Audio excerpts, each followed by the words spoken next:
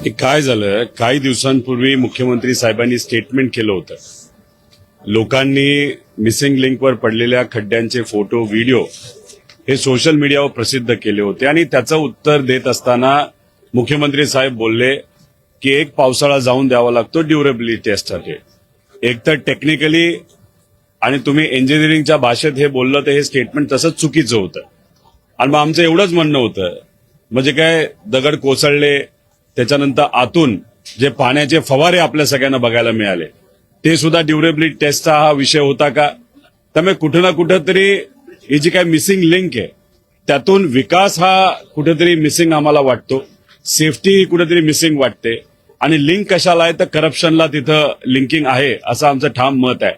बऱ्याच ठिकाणी बरेच नवीन प्रोजेक्ट अशा पद्धतीने तिथं कुठेतरी खराब झालेले, तिथं रस्त्याला क्रॅक पडलेले गळताना आपण सर्वजण बघू शकतो. आणि मुख्यमंत्री साहेबांनी जेव्हा इनॉग्रेशन केलं होतं तेव्हा सांगितलं होतं 240 किलोमीटर प्रति घंटा वारं आलं, वादळ आलं तरी याला काय होऊ शकत नाही. खूप मोठा पाऊस आला तरी याला काय होऊ शकत नाही. कॅनडा, स्पेन इथं याचं डिझायनिंग झालेलं आहे.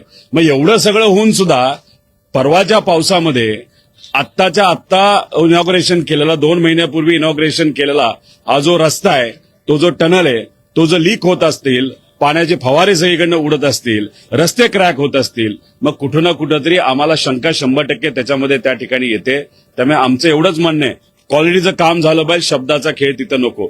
फक्त ह्याच्यामध्ये काय झालंय की ज्या कंपनी याच्यामध्ये जबाबदार आहे, नवयुगा नावाची एक कंपनी आहे, कुठली आंध्राची आहे, एफकॉन नावाची एक कंपनी आहे. नवयुगा कंपनी हीच ती कंपनी ज्याचं VSR म्हणजे अजितदादांच्या घटनेमध्ये जी कंपनी इन्व्हॉल्ड आहे त्या कंपनीचं आणि या नवयुगा कंपनीचं कुठेतरी संबंध आहेत. हे आम्ही आधी सुद्धा सांगितलेलं आहे. पण दुर्दैव असं VSR कंपनीवर कारवाई झाली नाही. त्याच्याच बरोबर हा जो प्रकल्प आहे मिसिंग लिंकचा, हा सुद्धा नवयुगा कंपनीला दिला गेला. ती आंध्राची कंपनी आहे. तिथे असणारे जे मुख्यमंत्री आहेत आणि जे देशामध्ये असणारे जे एव्हिएशन मंत्री आहेत त्यांचं सुद्धा या कंपनीचं लेणं घेणं आहे. त्यामुळे कुठं ना कुठंतरी कंपनीला वाचवलं जातं.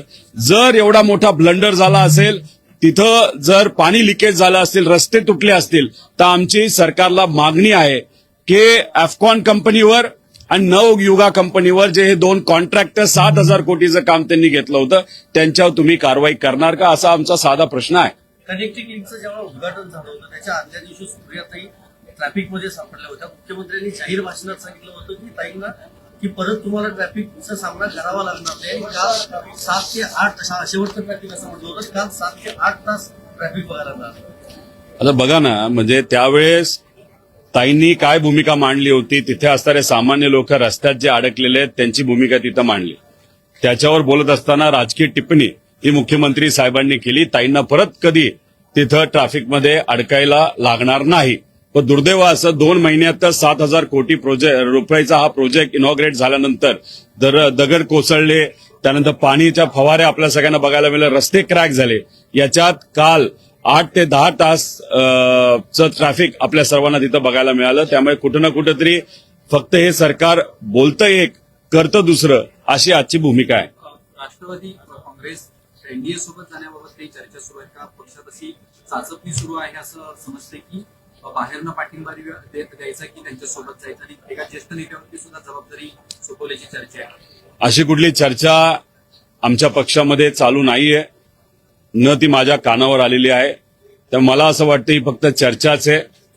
त्यामुळे या चर्चेवर लक्ष न देता आज कुठं ना कुठंतरी आमच्या पक्षाकडनं युवांचे, विद्यार्थ्यांचे, शेतकऱ्यांचे, कष्टकऱ्यांचे, सामान्य लोकांचे प्रश्न जे मांडले जातात त्याच्यावर कुठेतरी लक्ष दिलं पाहिजे. आणि सरकारला विनंती आहे की आम्ही जे मुद्दे मांडतो त्याला कुठं ना कुठेतरी न्याय मिळाला पाहिजे. अशी फक्त चर्चा आहे, त्याला कुठेही तथ्य नाही. तशा पद्धतीने कुठेही चर्चा न केंद्रात एनडीएच्या नेत्यांबरोबर चालू आहे, न काँग्रेसच्या नेत्यांबरोबर चालू आहे, न राज्यात कोणाबरोबर चालू आहे. आज आम्ही सर्वजण एक विरोधातला पक्ष म्हणून, पुरोगामी विचाराचा पक्ष म्हणून, शिवशाहू फुले आंबेडकरांचा विचाराचा पक्ष म्हणून आणि पवार साहेबांच्या मार्गदर्शनाखाली 60 वर्ष भाजपच्या आणि भाजपच्या विचाराच्या विरोधात लढलेला एक पक्ष म्हणून आज फक्त सामान्य लोकांची, महाराष्ट्र धर्माची भूमिका तिथं मांडत आहोत. दुसरा दिवस आहे. काल तर पाणी कामकाज पाहून गेलं येतं नाही तर. दादा, कर्जमाफीची किंवा जास्त बंधनं मुख्यमंत्री त्याच्यावरती निर्णय घेत नाहीये. दादाच्या बोनसचा प्रश्न अजूनही तरी आहे. उद्या 10-10:30 वाजता परदेशी कमिटीचे प्रमुख म्हणजे ज्यांनी ही कर्जमाफी आणली, म्हणजे ज्यांच्या अध्यक्षतेखाली ती आणली आणि सरकारने ती मान्य केली, असे प्रवीण परदेशी साहेबांना 12-13 आमदार आणि काही शेतकरी नेते उद्या 10:30 वाजता भेटणार आहेत. तिथं चर्चा काय होती हे आपल्याला बघावं लागेल. आम्ही आंदोलन केलं पहिलं तेव्हा सरकारने आमच्याबरोबर चर्चा दुर्दैवाने केली नाही. दुसरं आंदोलन आम्ही केलं, मुख्यमंत्री साहेबांबरोबर आम्ही बसलो. त्यांनी सांगितलं की तुम्ही प्रवीण परदेशी साहेबांना जाऊन भेटा, त्यांच्याशी चर्चा करा. ती बैठक उद्या आहे.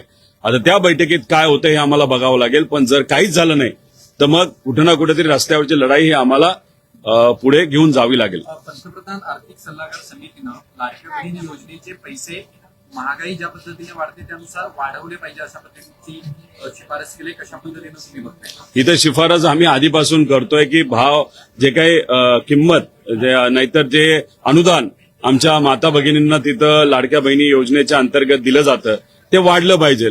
आता प्रधानमंत्री साहेबांच्या अध्यक्षतेखाली जी कुठली कमिटी असेल त्यांनी जर रेकमेंडेशन केलं असेल तर लगेचच्या लगेच आज नाही तर उद्या तो रेट दिला गेला पाहिजे. त्याचा अर्थ ते ही गोष्ट मान्य करतात या देशामध्ये महागाई मोठ्या प्रमाणात वाढत चाललेली आहे. त्यामुळे आत्ता जी योजना वर्षापूर्वी आणली त्याच्यामध्ये जर वाढ फक्त महागाई लक्षात घेऊन करायला जर केंद्र सरकारने सांगितलं असेल त्याचा अर्थ केंद्र सरकार मान्य करते या देशामध्ये महागाई मोठ्या प्रमाणात वाढलेली आहे आणि त्याचा फटका हा सामान्य लोकांना तिथं पडतोय. त्यामुळे तो विषय आम्ही तर घेऊच, पण महत्वाचं काय, केंद्र सरकारने रेकमेंड केल्याप्रमाणे राज्य सरकारने लाडक्या बहीण योजनेमध्ये कुठेतरी बढती, त्या पैशामध्ये बढती दिली पाहिजे अशी आमची सुद्धा पूर्वीपासून मांग आहे. आता सुद्धा तीच मागणी आम्ही पुढे करत आहोत.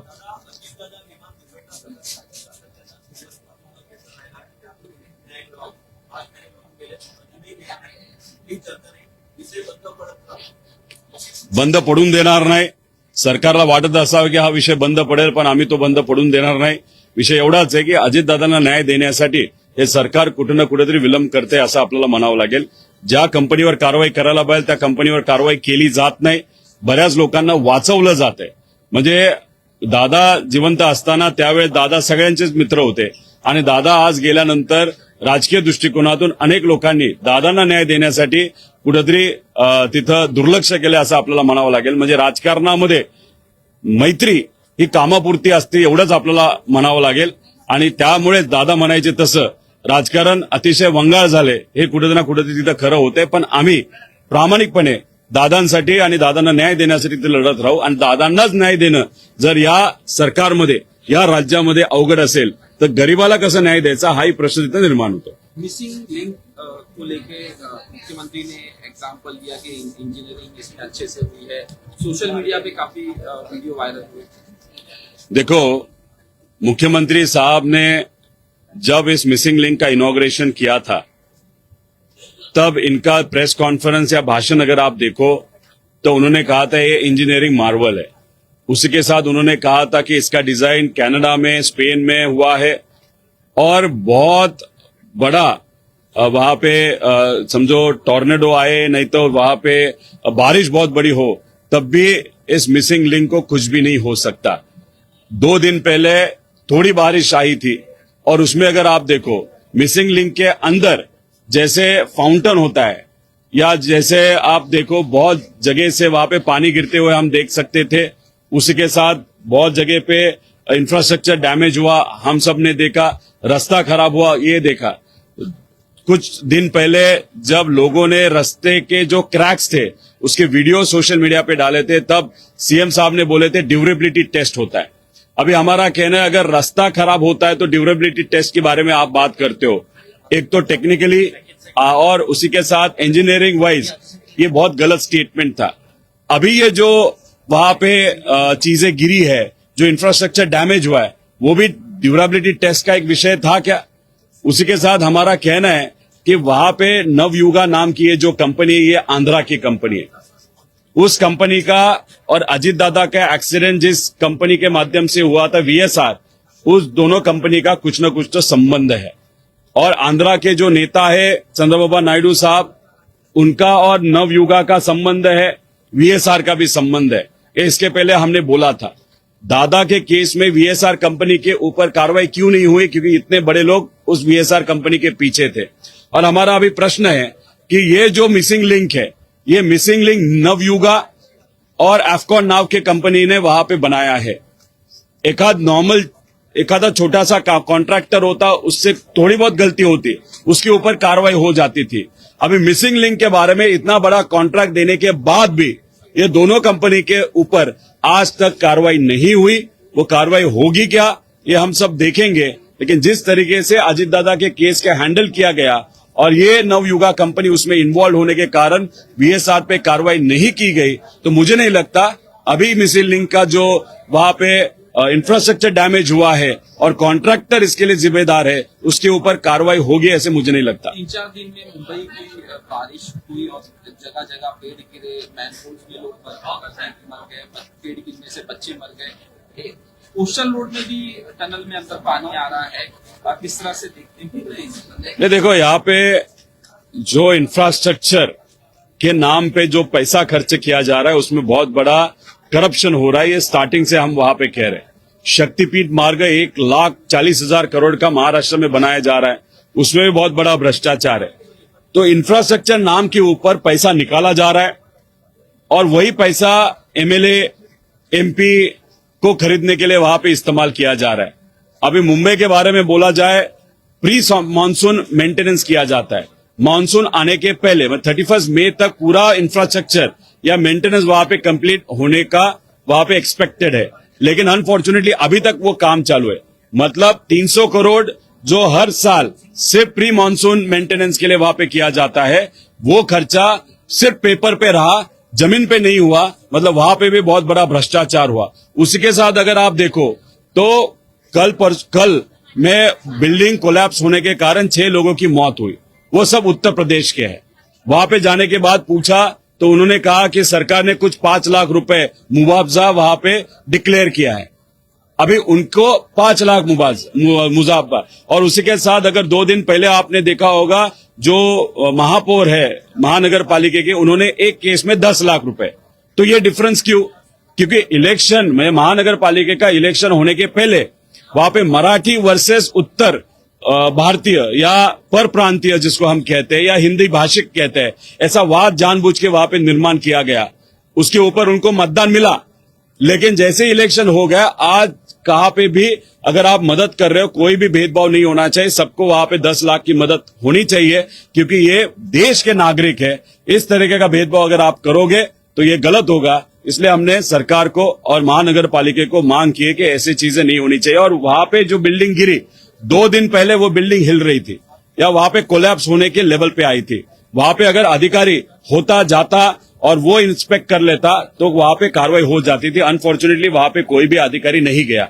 उसी के थोड़ा 10-50 मीटर पे एक गवर्नमेंट का वहां पे वॉशरूम है, टॉयलेट है, वो भी अभी गिरने के लेवल पे वहां पे आ गया। अभी तक लेटर देने के बाद भी वहां पे कार्रवाई नहीं हुई। तो कहा ना कहा तो भी ये अधिकारी और महानगर पालिका के जो प्रशासन और शासन है, वो लोगों के तरफ वहां पे नेग्लेक्शन वहां पे कर रहे हैं। उसके कारण अनफॉर्चुनेटली हर साल 10-20 लोगों की वहां पे, गरीब लोगों की वहां पे मौत होती है। और वो मौत होने के बाद अधिवेशन हो या बाहर हो, ये जो भाजपा के नेता जैसा साटम बाबू है, वो लोगों के मौत पे वहां पे हंसते हैं।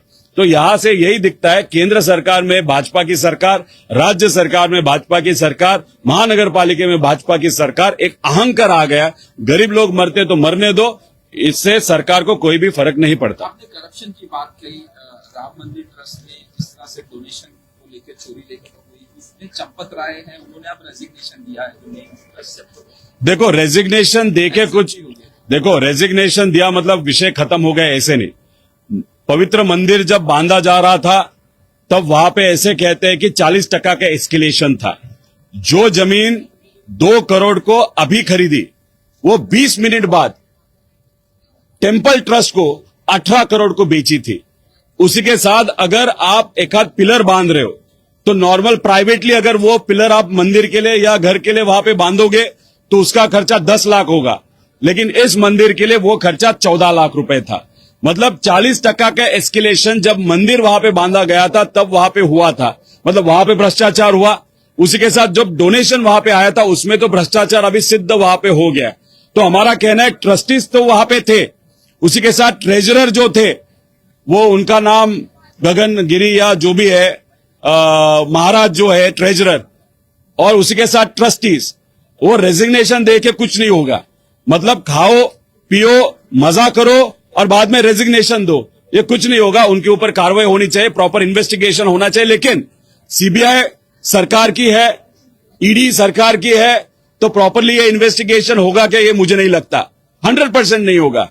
तो वहां पे जुडिशियल इंक्वायरी होके गरीबों का, लोगों का, कॉमन मैन का, भारत के लोगों का जो पैसा पवित्र मंदिर के लिए गया था, उसी के बाद डोनेशन के लिए जो गया था, उसमें जो भ्रष्टाचार हुआ वो सिर्फ और सिर्फ वहां पे जुडिशियल इंक्वायरी के माध्यम से लोगों को न्याय मिल सकता है, ऐसे हमारा कहना है। रेजिग्नेशन से कुछ नहीं होगा।